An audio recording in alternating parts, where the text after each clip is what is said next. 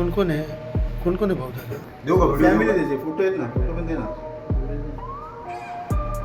हा जो आरोपी आहे त्याच्यावरती अनेक गुन्हे दाखल असताना त्याला भाजपचे माजी आमदार सोडवायचे.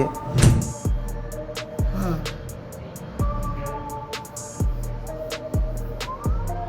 त्याला कोणत्याही प्रकारचं भय राहिलं नव्हतं. सर्रास त्याला मदत मिळायची. जर त्यावेळेस त्याला सोडवलं नसतं तर आता या मुलीवरती परिस्थिती आली नसती. आज त्याला फाशी किंवा एन्काउंटर हे होणं हे संशयास्पद आहे.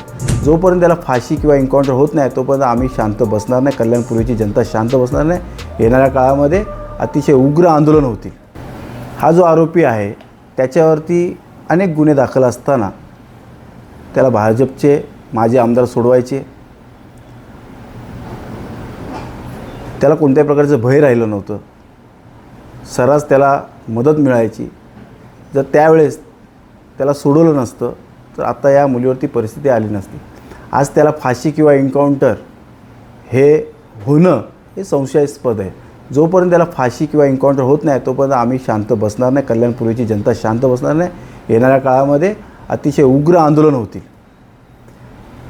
मला या ठिकाणी एवढंच म्हणायचं, मी वेळोवेळी गेल्या 3 ते 4 वर्षापासून पाठपुरावा करतो आहे की या ठिकाणी पोलीस बळ कमी आहे. पोलिसांची संख्याबळ कमी आहे. बीट मार्शल कमी फिरत आहेत.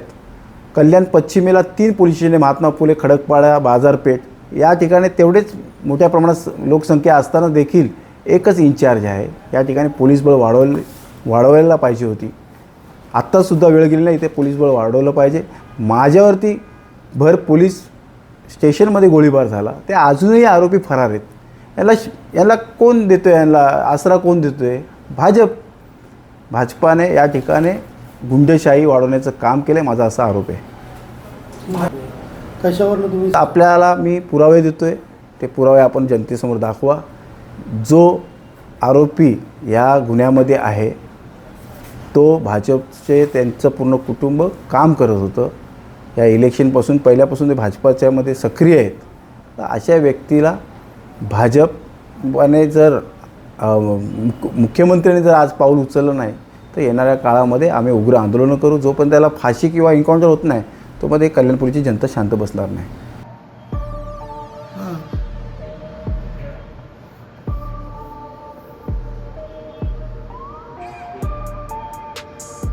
बरं. अख्खा कुटुंब आहे.